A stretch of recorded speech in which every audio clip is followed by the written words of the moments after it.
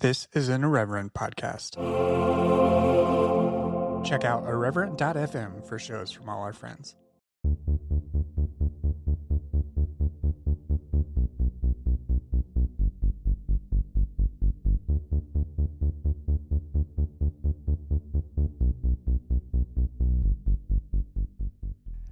Hello and welcome to Evangelical. I'm your host, Blake Chastain. My guest this week is Corey Pigg.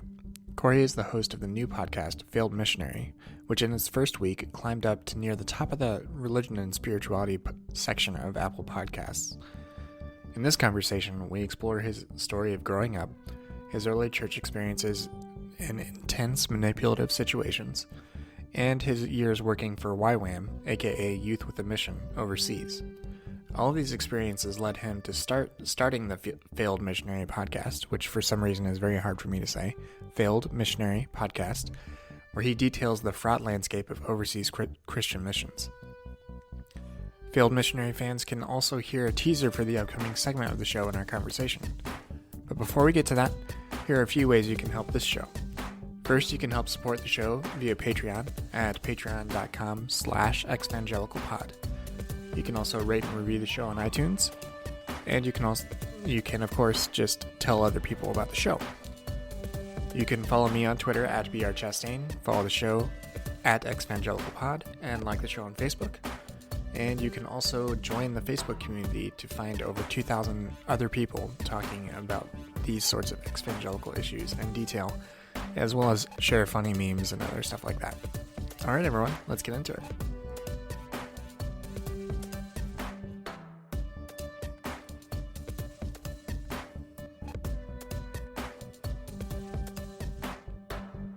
Hello and welcome back to Evangelical. My guest this week is Corey Pigg, who has just started the very interesting and wonderful project Failed Missionary, and is also a producer for The Liturgists. Welcome to the show, Corey.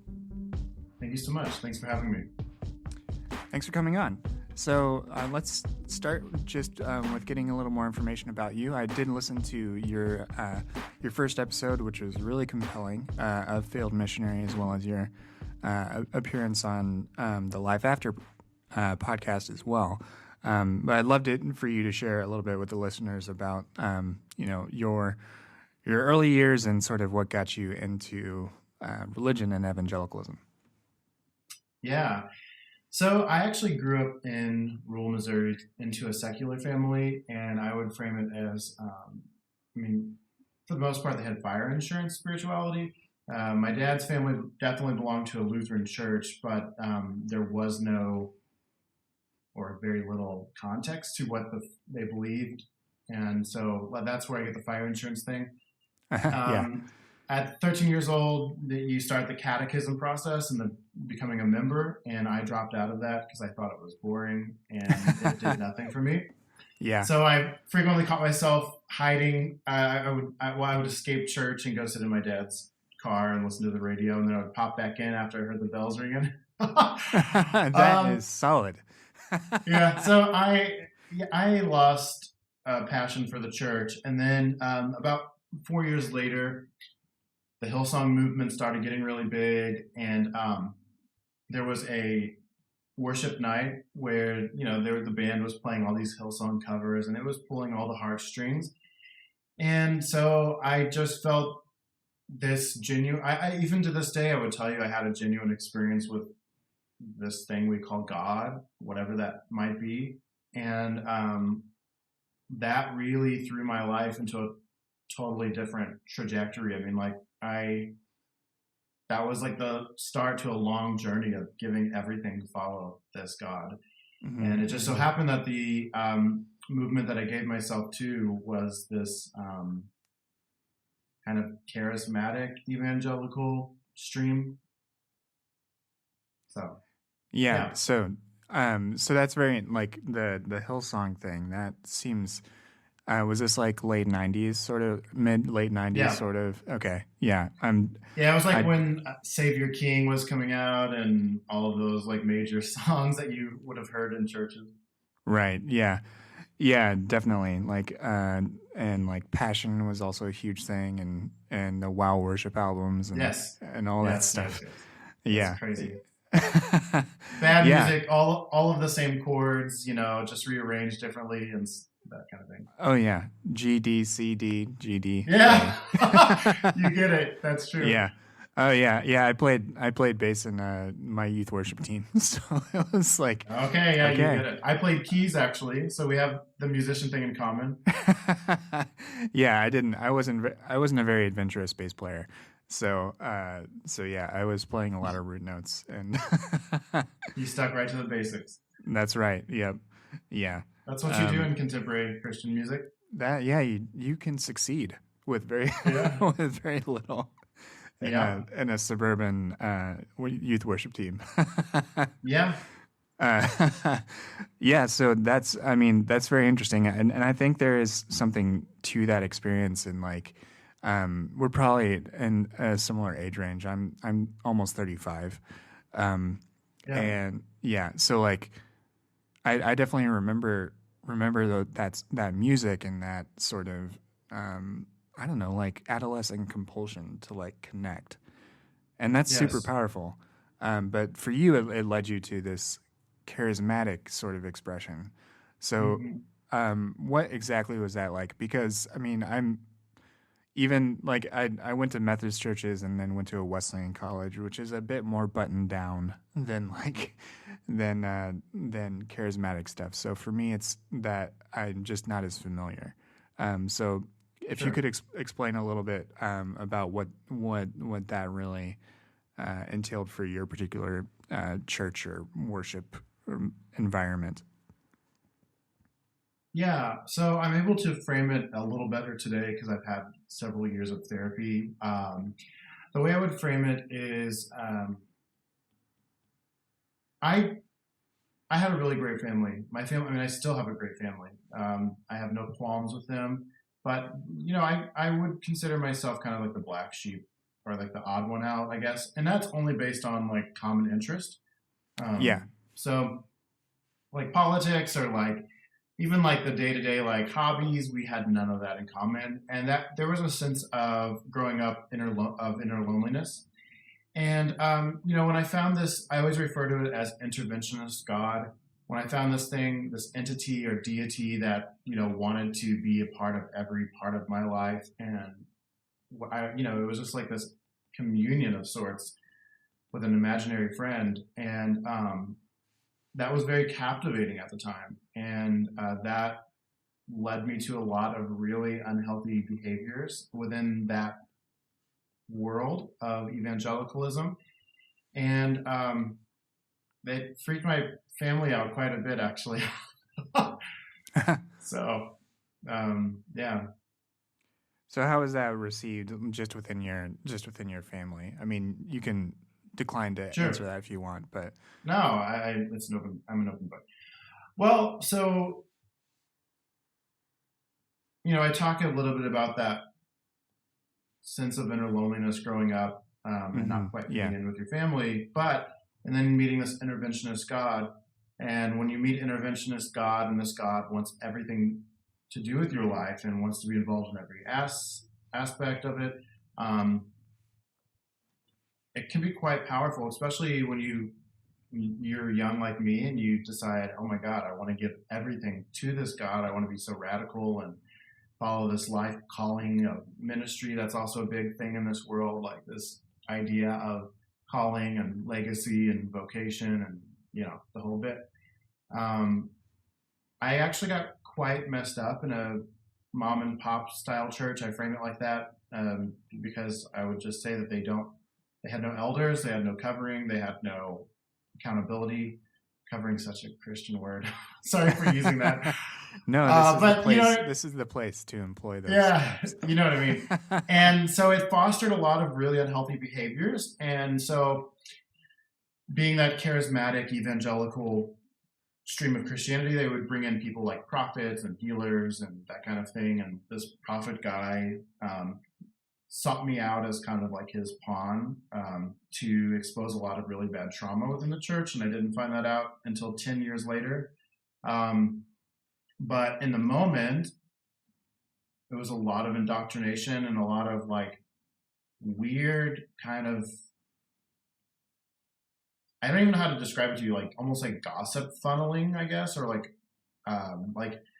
so basically there was a lot of sexual and emotional and mental abuse from like pastors to kids in the youth or people in the church or marital affairs and all of these things that were internal knowledge was being released to me through their so-called prophet. And what he was doing at the end of all of that was he saw me as a safe person to be able to expose a lot of this into the open.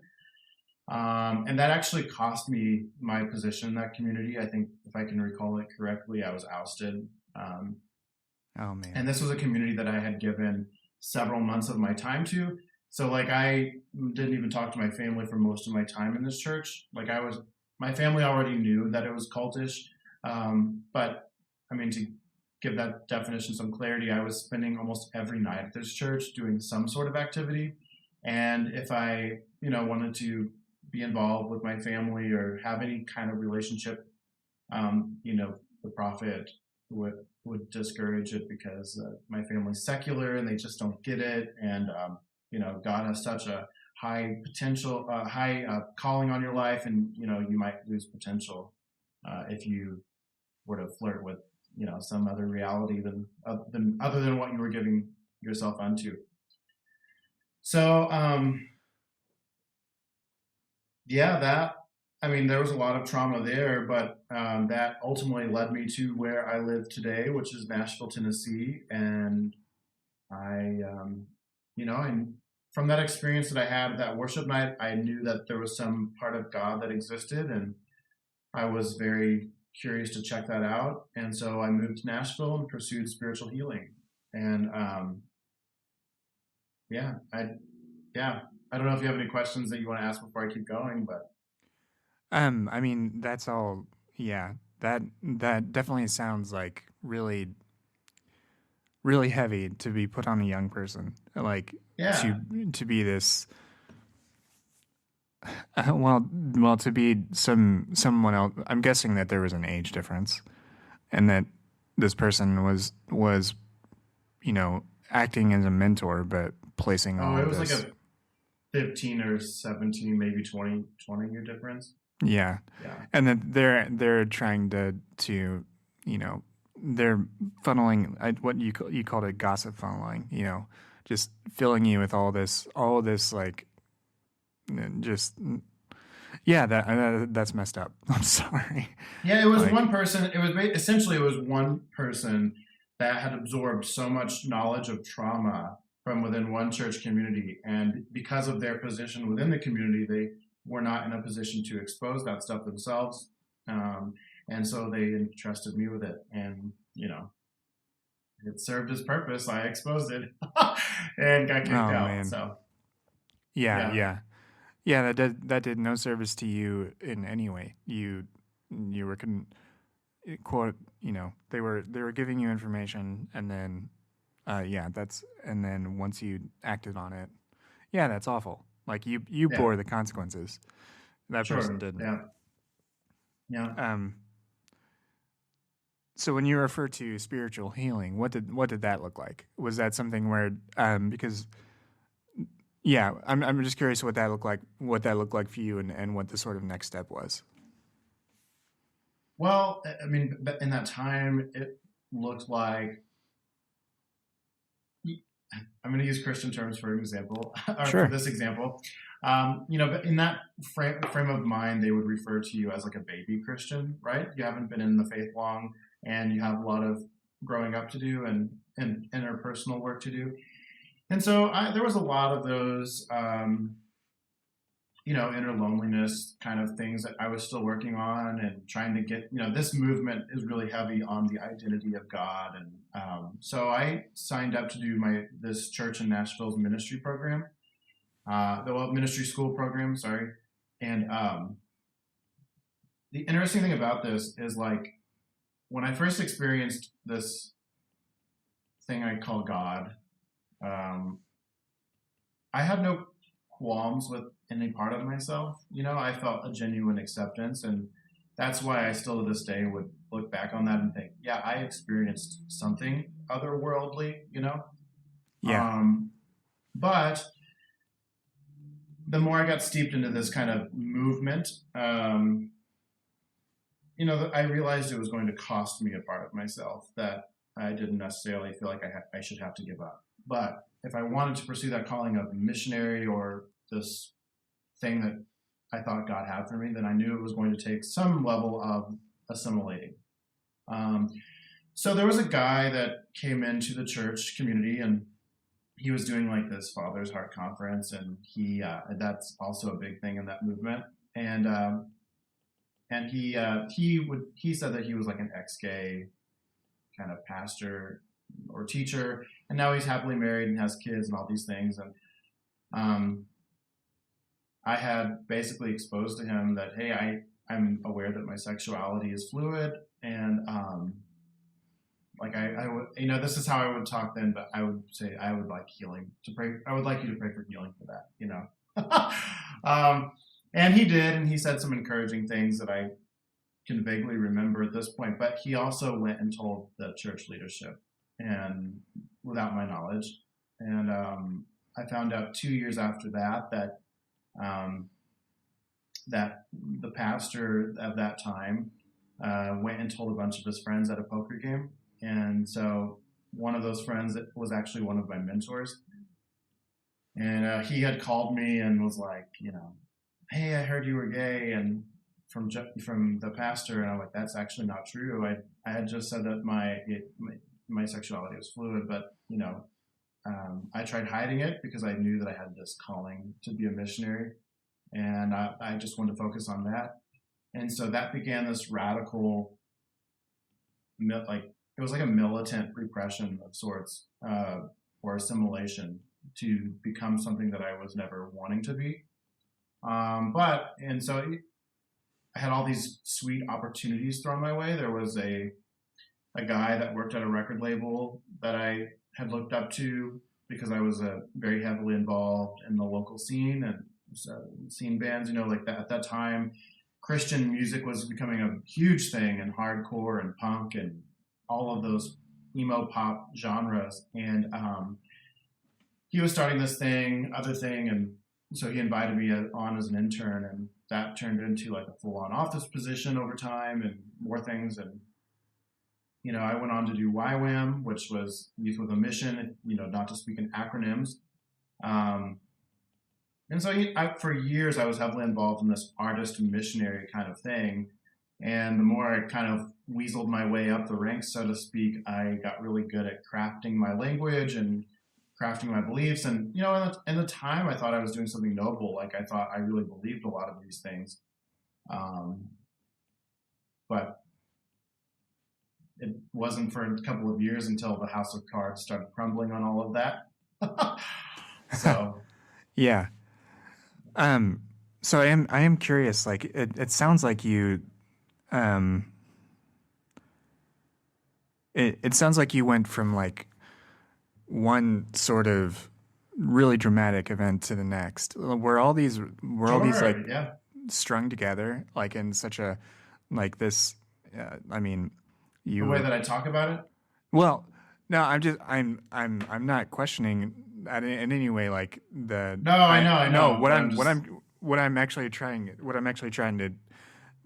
curious about is whether there was any sort of were at any point were you like disengaged from this sort of stuff for a while, or did you? No, not at all. Okay, yeah. It was one thing after another. Like, I just was so good at it. And because I legitimately, like, this culture buys into calling and legacy. And so I was so good at crafting things around me that I fooled myself and others into thinking that I had this really great call to be a missionary. Yeah. And yeah. It seems like you pursued that in despite like the people around you failing you. Like, yeah. You were let down by multiple leaders that you confided in, but you continued to like pursue this, which, I mean, I know it caused you a lot of trauma, but I'm saying that that is from your own it's from your own inner drive. It's not from the people from the hearing you. It's from your inner drive and not from the people that let you down. Like you continued to. Totally. Yeah. I would say I was really in love with Jesus, the person of Jesus, and I never had any desire to convert people. That was never on my radar. I couldn't have cared less about that. Um, and I think that view of Jesus was superseded like all of the other dipshittery around me, so to speak, Yeah. and kind of kept me going. Um, because my ambitions or my motives weren't based on my leaders or people around me. Mine were totally selfish. I mean, selfish in the aspect of I just wanted to share the love of Jesus, and I wanted to sit with the world's pain. And so I would do whatever I could to stay in that job. But as noble and lofty as that sounds, and as well intentioned as that sounds, that's very selfish and that's very self serving. And In what way? It's a feel good thing, right? I mean, so it's all about, at first glance, you think it's about everybody else. And to some degree it is, but for most of that, it's for yourself. And it's to make yourself feel better about yourself and to feel good. And that's something that you see on the mission field. And I'm not talking about the older crowd that has been at this for several years. I'm speaking to like the younger generation that gets into this movement. And a lot of these people that are doing this are doing it out of a place of inner loneliness, and whether they want to recognize it or they don't. And so a cleaner way, that we could look at it is a lot of these short-term missionaries are going on personal development trips, interpersonal development trips. That's the way I would frame it. Yeah. Because it's all about them and personal development. So it was those two. It was a twofold journey. There was the genuine expression of, I feel like I've had this real encounter with Jesus, and I want to mirror that to the world. But it was also, if I'm being candid with you, it was also a journey of self-serving and making myself feel better about myself. Yeah, and that's from what you've mentioned as far as that sense of inner loneliness and trying to address that, and and I think your framing of like the interventionist God is pretty apt, just because like if you do have that sense of being a misfit, like, and there's this, Jesus is like, he attracts misfits. Like, even in the Gospels, totally. He attracts misfits, So that makes sense. Mm-hmm. That has an appeal. And especially, I can't speak to like youth group culture today. But if you're being cyberbullied or something and you go to a youth group and people are nice to you, like, I'm sure that's an appeal. Sure. But that's that's a different bit of a rabbit hole to go down. Yeah. That's just within mentioning, like you were saying, like the appeal to young people of religion. Like, I think that is true. Like, and people do are compelled to sort of figure themselves out during those years, and why not throw in a mission trip, I guess. Well, so this is the other thing too, like, because my personal Facebook profile has like, I went to school at University of the Nations and I was on staff with Youth with a Mission. I get targeted for all these ads from missions organizations, and I know they're targeting younger people as well. But you see things like, take a year off of your life and travel for Jesus. That's like a real thing the World Race used. And I would react to it because it's hilarious. Like, it's a joke. And I've since been blocked by the World Race because I react to it. So I can see their ads now, but I can't react to them. But YWAM does the same thing. Like, YWAM will target like actor missionaries and hiking missionaries and barista missionaries. And these DTSs, the discipleship training schools, are located in really great parts of the world, like Finland and Hawaii and Australia. Like, who wouldn't want to go be a barista or hiking missionary or an actor missionary or whatever, because it's under the guise of you're spreading the Great Commission, whatever that means, because that's even become such a vague term in these organizations. So let's talk a little bit about this whole barista missionary thing. Okay. I listened to your podcast, and that was like, I was driving home from work, and I almost had to pull over. Like a barista missionary, like what the hell is that? Like, it's so true. I know we're gonna talk a lot about missions, but let's make that the first thing, because I want to know what that is. Well, to be honest with you, I never have been a barista missionary, so I can't tell you in full detail. I'm sure there's an elaborate definition for that, but right. But there's an ad manager somewhere that wrote copy and found a stock photo for barista missionary. There's a full-on 7-month program for you to go to be a barista missionary. Okay, I need to hear this, and then we'll get into then this will be a good segue. Well, I mean, like, you just go, like, for you or anybody listening, you can go to your Google right now and type in barista discipleship training school, and it'll be full of results where you can go to these awesome parts of the world and become a barista missionary. And basically the way they're going to frame it to you is you're going to be present with people and you're serving them. The hospitality of serving people caffeinated beverages, and they would frame it as you're developing relationships with the locals, and through that, over time, you're maybe slowly changing lives, but maybe you're not, and maybe you're just having people fund your life overseas as a barista. All right, here's one in Australia. There you go. I think I might be a mission. Okay, now I need to tell my wife. I need to tell my wife and daughter I'm going to Australia to be a barista missionary. Yeah. There's definitely more than one, but yeah. So. Okay. Yeah, this is wild. This is wild.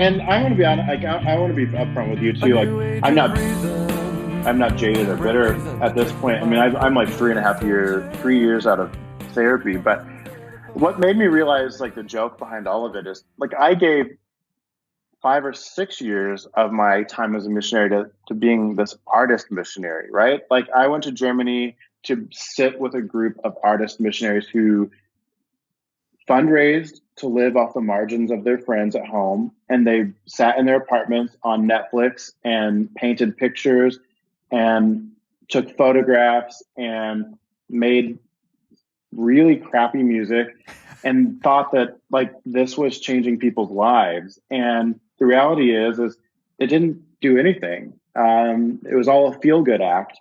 And I will say, like, the artists were really good. Like, these artists were top-notch people who could make bank in America if they were smart and business savvy, but they're not.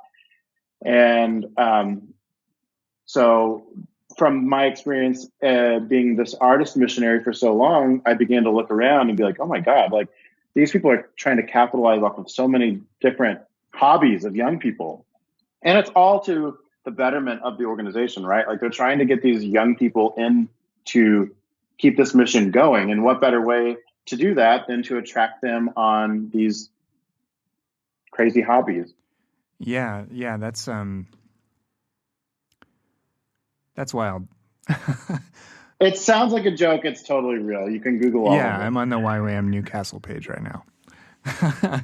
Just because So there you go. Okay, great. So let's. I'm a little flummoxed right now. Yeah. By this news. That's okay.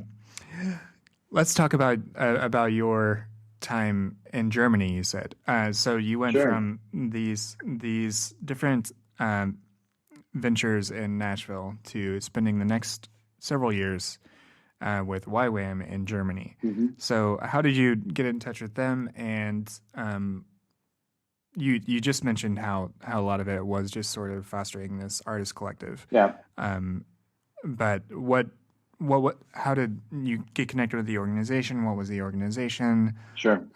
like, and what was your general experience over that time? Yeah. Because it sounds like that's where a lot of things, like the bubble burst and that sort of stuff started to happen. Oh, yeah. So, well, my life kind of is such a movie in and of itself. I mean, it's not a narcissistic claim, but all of these circles kind of overlap each other. And so when I moved to Nashville, there was a woman there presenting her work in Ethiopia. And they were doing this like saving the babies from water thing, but yet she was an artist missionary. And so she talked about her time in Germany because that's where she was based. And that captivated me. And so I didn't think much about it. That's when I did the church's ministry school program.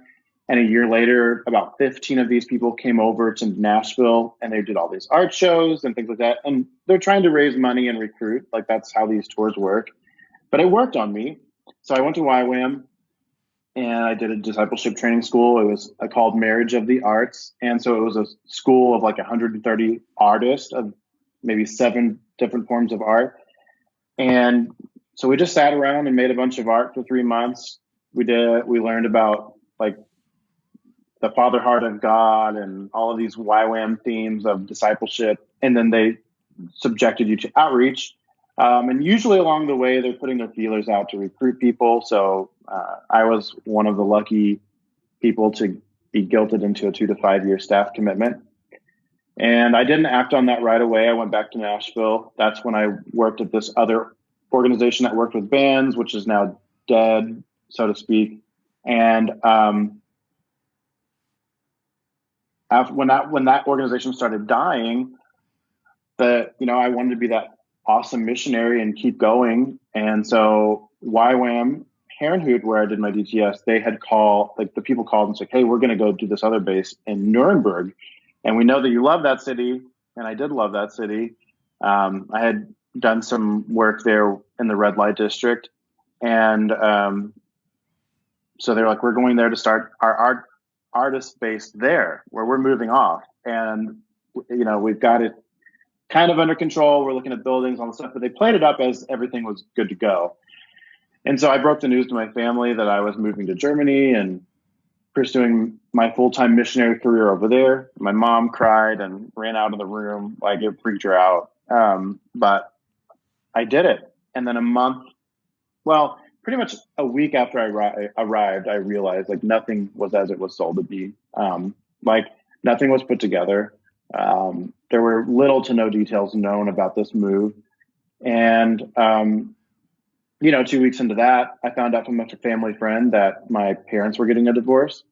And so my parents didn't tell me because they told me they didn't want that in my mind while I was working overseas. And, so that was this like long process of trying to grieve a divorce. That was like a 20-some year marriage, and also trying to put the pieces together of, holy shit, I just moved my life halfway around the globe for a shit show.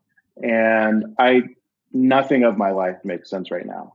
And I don't even know what I'm doing. And so when I look back on that time, I have memories of most of the leaders were not approachable. So you had to pretty much email them to get a meeting with them. So to my advantage, I have all of these emails where I can see that I emailed so-and-so trying to get out. And I tried getting out like 4 times in a year. And sure, like I want to be upfront and say, like, if I really, truly wanted to go home, I could have. Like, I wasn't held against my will. But I mentally was wrapped around their fingers. Like they totally used a lot of language of, if you leave us, you're going to, same as like what I witnessed several years earlier. It was the same language of, if you leave us, you'll lose all potential in life. Like you can only fulfill God's dreams for you here with us. Like we're your people. We're the only ones that believe in you. And so that's really cultish. But I bought it and I stayed every time. Every time we sat down in Starbucks to have those encouragement meetings, I stayed and I didn't go home. And so to fast forward quite a bit, this base was so disorganized. Like they they shoved 130 students in a building that was not zoned for housing. It was an office building. So there was eight toilets gosh. maybe to like 130 students. There was no kitchen. They bought like a mobile military kitchen that could have severely hurt the kids, but they didn't care. And the students were really, is this a word? Like malnutritioned? Like they were not given a good diet. Malnourished. Malnourished. There you go. Jesus, I'm bad with this. No, you're not. So there was that aspect. And they had to like bike a mile just to get to their showers, which were, by the way, community showers in a pool house. So none of this was like good. And as time went on, the students became illegal because YWAM was used to breaking. This YWAM base was used to breaking visa rules in Germany and getting visas like they were fast food. And so they eventually got found out, and the students were, becoming illegal because their paperwork wasn't done on time. And so what happened was what normally is a 60-day outreach in this program became a 90-day outreach because Germany is a part of the Schengen zone, and if your visa or if you've overstayed your limit in Germany at this point, then you've got to stay out of the whole Schengen zone, not just Germany. And that zone is like 29 countries or so. So because of the family trauma that I had at home, I offered to lead a team, outreach team to China, and it was given to me, and things kind of looked good there for a hot minute. But I've never filled out visa paperwork, and here I am now filling out visa paperwork for 25 people. And I asked the leaders about the form. They researched this. They're going to find out we're YWAM, and YWAM is not a good situation for China. Yeah, because it's a missionary organization, and that's not allowed, right? Yes, exactly. And so they found out instantly, and that I had to fill out a letter of declaration of intent. And if any of my students were to step out of line, I agreed that I would take the hit for it, which that was never defined, but that's what they wanted me to put in writing. And so I did. And then they accepted that. And they told me, hey, you have 2 minors on your team. They can't come in for, they listed 2 to 3 reasons off, but mostly it was like anti-trafficking laws and all this stuff. So I took that back to my leaders, and my leader, this is a huge thing in YWAM as well. My leaders were like, you just got to learn how to fight for people. Like, they're going to go to China. Like, we've got to believe God for this. And so we're going to send these 2 minors to Hong Kong to get their visas because we've done this before, and, we've seen it work. Well, I was only good with that if they were okay with that and their parents, like both of them at the same time, neither separated from each other, right? And to my knowledge, from talking with both parties, neither party got asked for approval on that. And so these 2 girls went to Hong Kong, and they were stranded there for several days until they made it with us in the team. But something I should note real quick, the breaking point, you asked where the breaking point. Well, this is where it starts breaking. There was a morning where I was on my way. This was like a whole week and a half process where I was traveling 2 hours one way just to go to the consulate. And one morning I woke up to a text from my then pastor, and I told the story on the Life After, but it's also a story worth telling here because I guarantee you have a lot of listeners that haven't heard it. And so that story is that he sent me every page of a chapter of a Henry Nouwen book. Henry Nouwen's this Catholic priest, and he's no longer living, but it was a book about spiritual formations. And this was a chapter, I think the chapter was titled From Sorrow to Joy, or it was basically on the topic of grieving and turning grieving into joy, right? And it opens with this Buddhist parable of Kisa, Gotami, and the mustard seeds. And in short, this woman's son died. She's taking the son to Buddha. And Buddha's like, I'll heal your son if you can go to every house in the town and get these mustard seeds, but with the caveat that you have to go to a house that death hasn't touched. And if you can do both things and bring it back to me, I'll heal your son. And he knew what he was doing because death has touched every house. And so this woman bought into it. she wore herself out by going to every house in the town, and every house had the ingredients, but every house death had touched. And so she returns to the Buddha and she gives up. Like, she knew that at that point that he sent her on a journey of like, hey, you've got to come to terms with what is and be. Like, there is no changing it. There is no external source. And I frame that as, I wept on the bus. Like, I'm pretty sure that the people that were on that bus with me that morning probably thought that I went through a bad breakup. But that to me was the morning that interventionist God had died.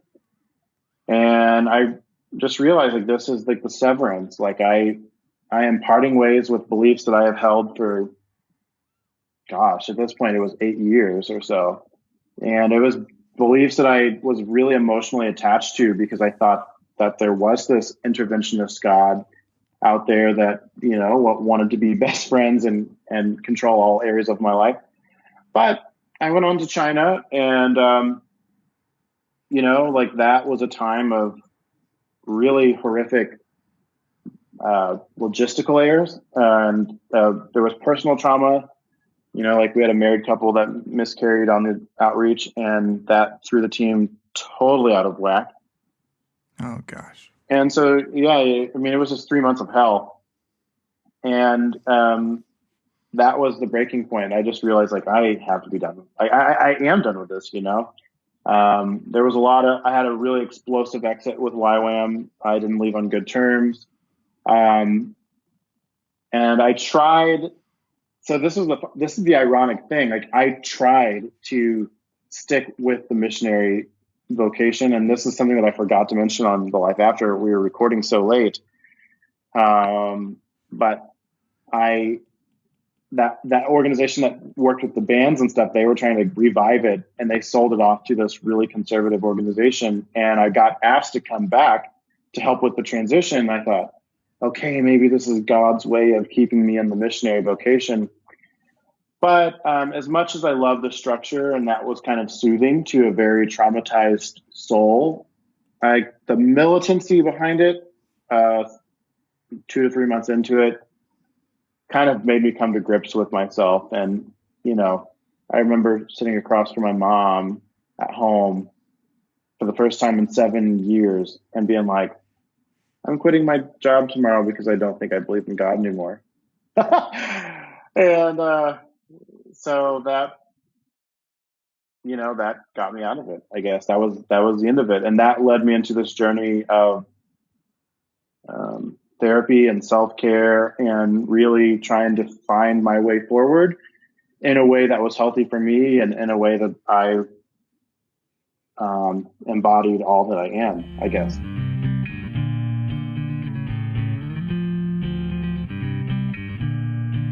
Come forth, bear witness. See the prophet from your loss, beg for forgiveness. Only after you tally the cost. Yeah, that's quite the. That's quite a lot to go through in a handful of years. And that's especially the sort of high pressure stuff that was happening with you while you're in another country. I mean, it sounds like what you've said, like you were familiar with Germany, you traveled some in your life, but I mean, to do it under those circumstances and to be responsible for people, that's just a whole other level. And to be doing it in the name of God, and also to, you can read whatever you want into that inflection. Yeah. I mean, the manipulation that was employed to keep you employed. That's so much to unpack there, and it's I'm glad that you're removed from that. I'm sorry that you had to go through that, but it sounds like you're in a healthier place, and then it's actually informing your project now. Because you're like, I like to think personally that there is some sort of redemptive quality to projects like yours and like this show. Yes. Like it's cathartic. Yeah, absolutely. So, And you're redeeming and making sense of redeeming such a Christian word. I'm sorry for that, but you're making sense of your past, and yeah, yeah. yeah, absolutely. So like before we sort of pivot to talking about Failed Missionary, like within the last few years and everything, you've been able to sort of unpack these things and have you been able to do that and like sort of let yourself sort of be, I think you use that like be embodied and take care of yourself. Like, have you really, do you feel like you've been able to do that much more successfully without the sort of external pressures of either an organization or this sense of obligation to the interventionist understanding of God? Oh yeah. And I want to know too. So like when I first came out of all of this, I had a really good friend. His name is Andrew. He's one of my co-hosts on the show in a couple of episodes, and he has always been a very intellectual person and figure, and a really great friend in my life. And when he knew that I had left everything before everybody else did, and he encouraged me to do this program called Atheism for Lent, which is a program ran by Peter Rollins, who's a theologian and philosopher.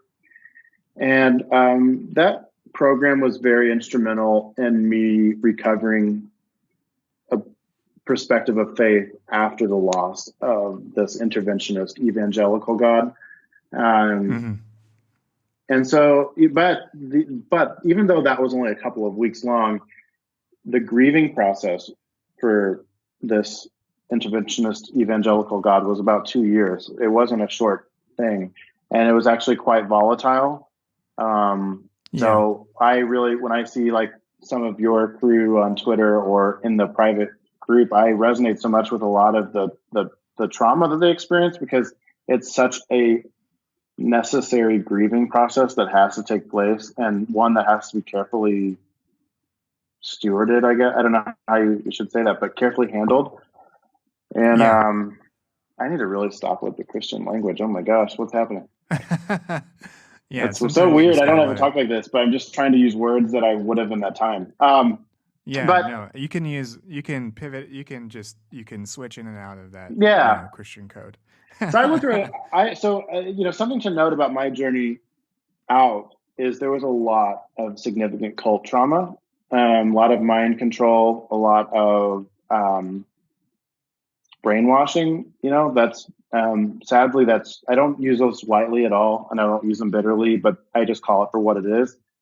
And so that even to this day, I'll notice like just random triggers with like, I don't like to be identified.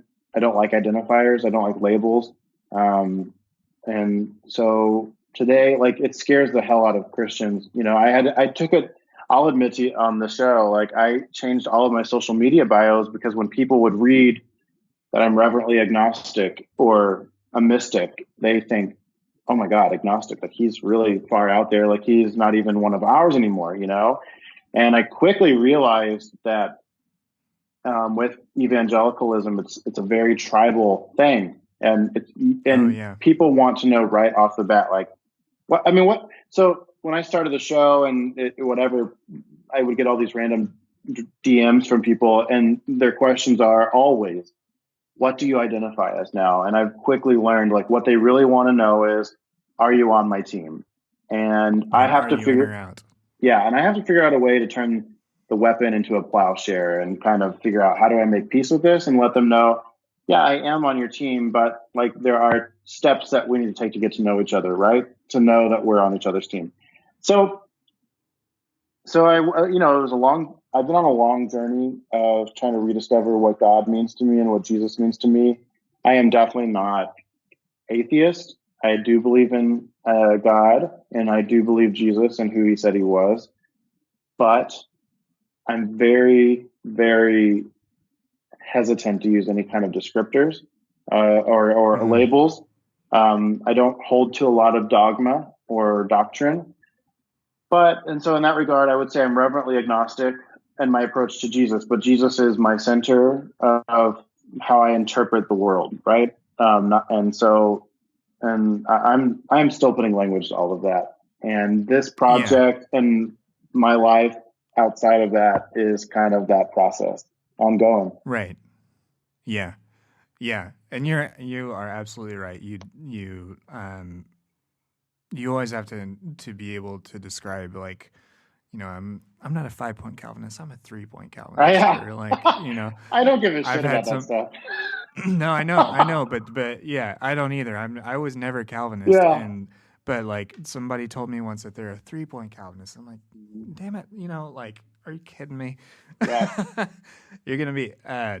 So, anyways, It's really it's really sad how much fear is in that background. I mean, I came from it, so I'm speaking only on my experience, but I also see that in the reflection of the people that come to me and want to know where I stand and where I identify myself as. Like, there's a lot of fear behind those questions. And to me, it's incredibly sad because it's so far removed from anything that I've read of the historical Jesus. And it's really sickening, but yeah. I'm with you on that. It is very, very tribal for sure. Yeah. Let's talk about Failed Missionary, because it's a very, very interesting project, and it was really, really awesome to see it just climb the religion and spirituality section of the Apple podcast app over the last couple of weeks. Thank you. Just kudos to you for the work and for making something that just has resonated so far. Thank you. It's definitely a very interesting thing, and as we already mentioned, like you're taking this experience, these experiences you had, and utilizing it as this way to identify and help encourage other people who have gone through similar processes. So, walk me through what eventually led you to do the podcast, and what your plans are for it, and let's just hear more about it, because it's Sure. a great thing. And yeah, I originally wanted to start it a year and a half ago, so it's been so long in the making. But it was put on hold because as I began to work on it, I kind of realized I had a lot of internal work to do. And I couldn't do the show at halfway triggered, I didn't want it to come off as a bitter project. I always had this vision to kind of,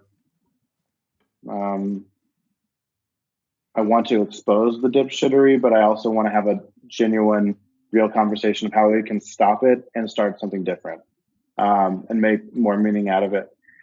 And so the show, and it went through, like, as I was re-envisioning it, I went through like 5 variations of it. Like, I'm pretty embarrassed that I publicly announced it a year and a half before it actually launched, because I think a lot of people were like, "Are you even serious? Like, we don't even believe you until we hear this."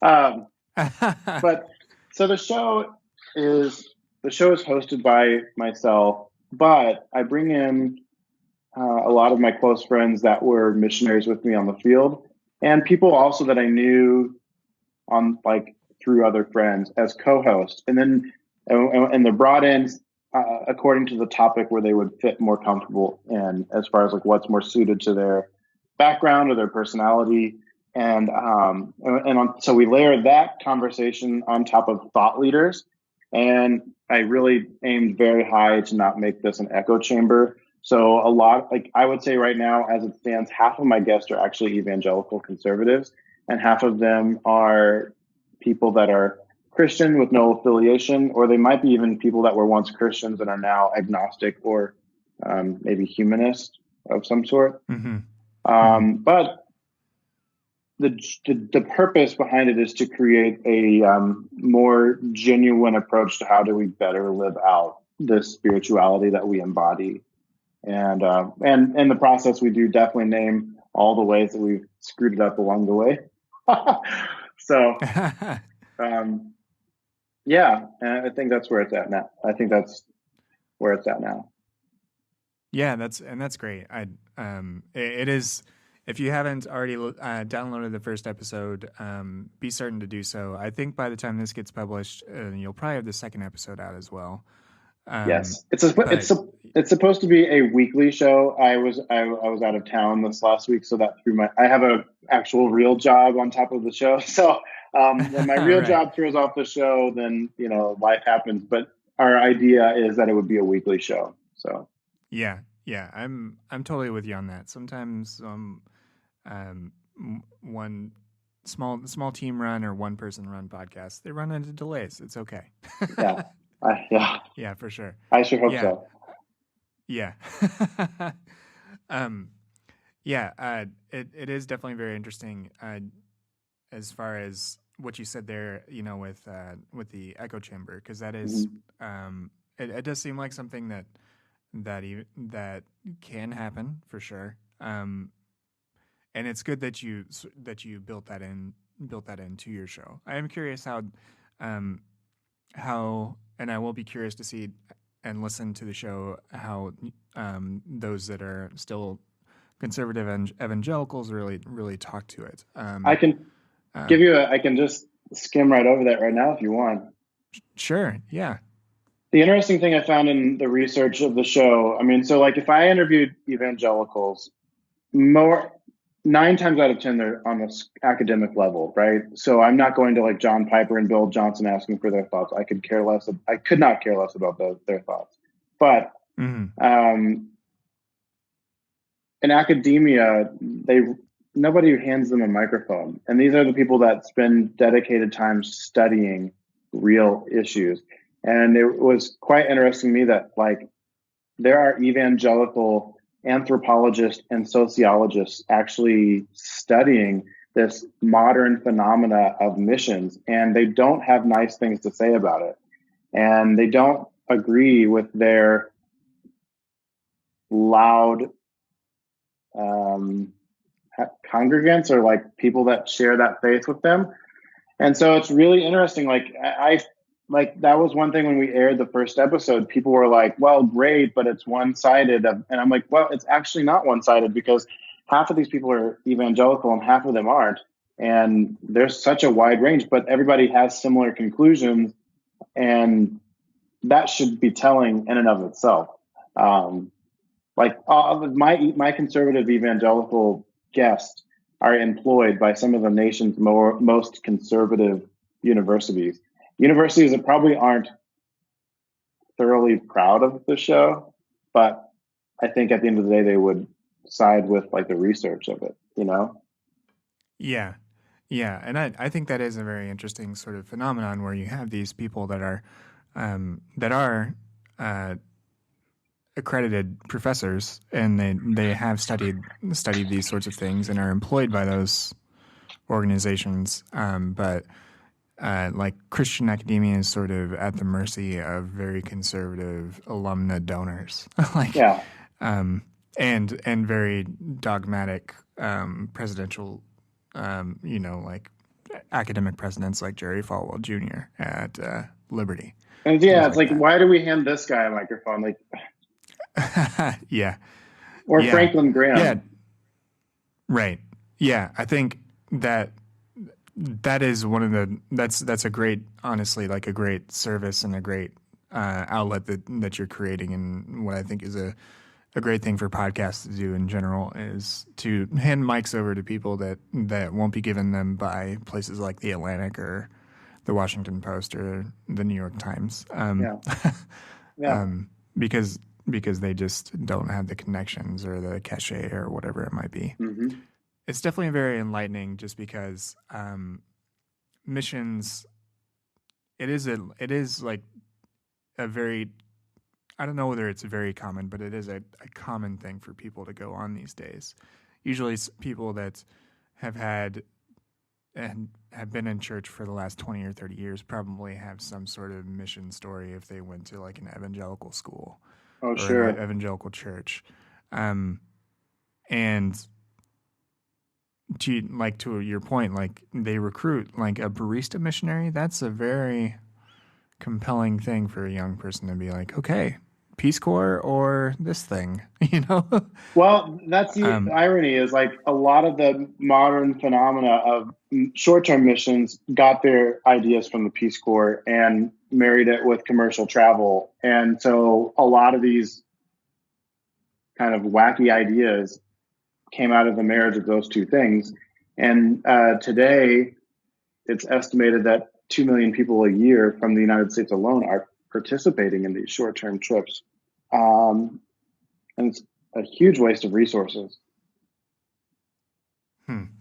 Like in the church. Yeah, that's wild.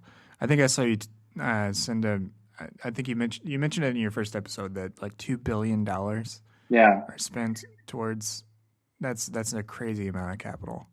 I mean, the actual, I don't remember if we got into it on the first episode. I need to look into that tonight. But missions in and of itself globally is a $53 billion industry.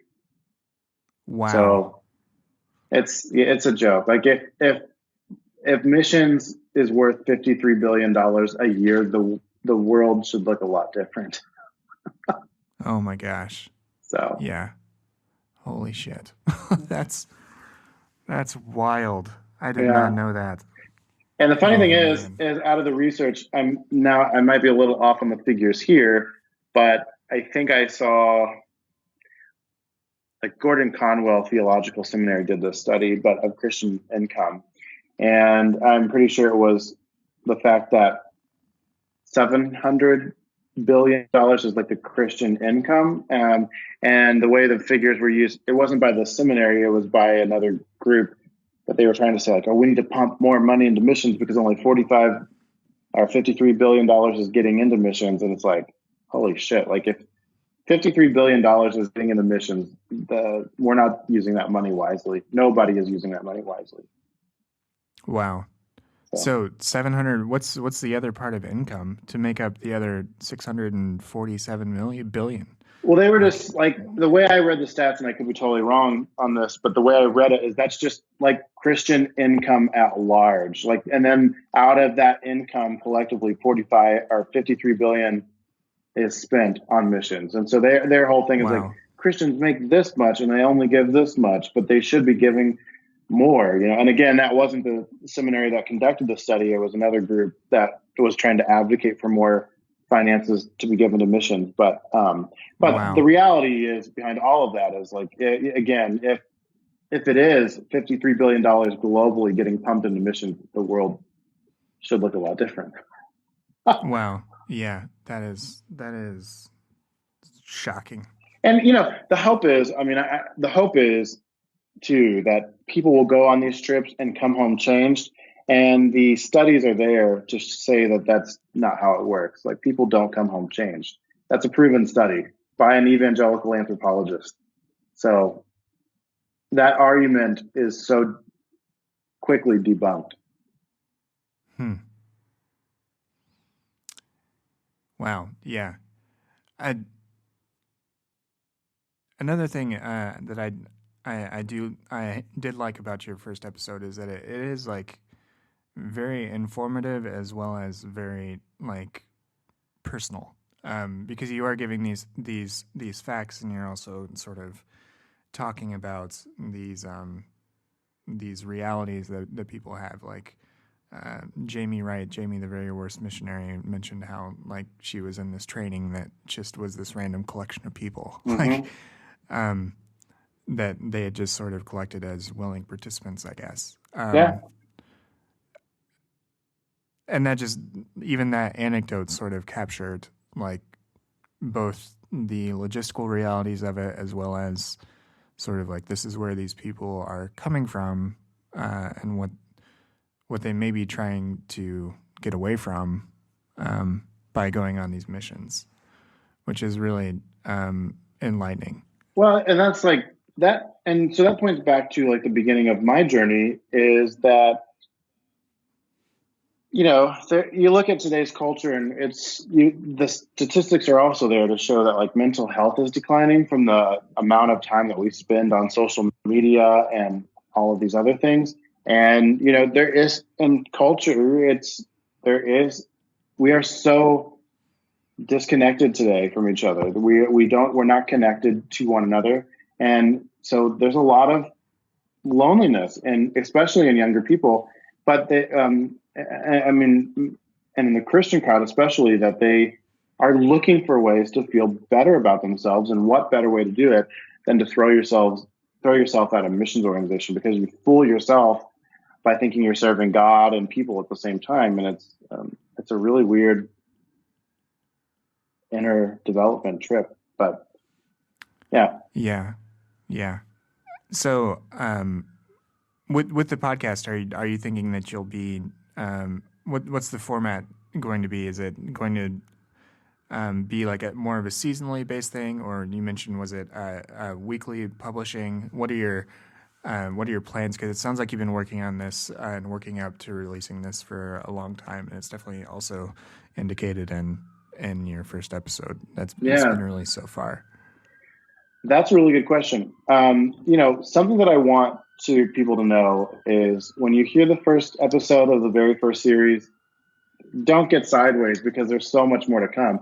I mean, so the show is designed around series or topics, and there's multiple episodes within those topics. And sure, we plan on doing like little offshoots, like one-off episodes of just a topic that can be handled on one episode. But for the most part, it's all series based. And so this first one was around the identity and vocation of a missionary, and a modern missionary, and what goes into that, and kind of giving you a behind the scenes, honest look at that. And again, that's only for modern missions. We're not talking about missions since, Paul or whatever. We're not getting into that yet. And, a little secret that I'll share with your crowd that nobody has heard yet is the next series on the show is White Savior, and it's hosted by all people of color. And it's giving a insider look on the white savior complex and how that is destroying the world, and which is so often applauded and clapped, like cheered on by evangelicals as well. So, and then beyond that, we are moving on to very complex topics. So further in the first season, we plan to do an LGBTQIA missionary series. We plan to do spiritual trauma series and all of this stuff. But so my hope is that by the end of the first season, it will be a very well put together foundation of the missionary identity and vocation. And then if it's good enough for a season 2, then people want that, then I am open to opening that up to the crowd to help pick out topics, So I'm just here for the ride. So I don't have a 5-year plan, but I'm open to seeing where it goes. Yeah, that's great. That is really great. Well, I definitely urge everyone to check out Corey's podcast, Failed Missionary, and listen for yourself, and subscribe there, because it's the first episode was really great and very enlightening to listen to as someone that never did an international thing. It's definitely very, very interesting and very informative too. Corey, where can people find you online and elsewhere? Oh man, I'm so weird with the personal thing. Well, so the show is Failed Missionary, everything. FailedMissionary.com, Facebook /Failed Missionary, and the same on Instagram. Twitter is a little limiting on the characters, so it's just Failed Missionary. That's the reason behind that. And then personally, on Twitter, it's whereiscoreynow.com, and that was my username when I was a missionary, because I was bouncing all over the place, and that was usually the common question I got was, where are you? So so it's still the same. And Facebook, it's just my name. So cool. Well, Corey, thanks so much for coming on the show. Thanks so much for having me. I really enjoyed it.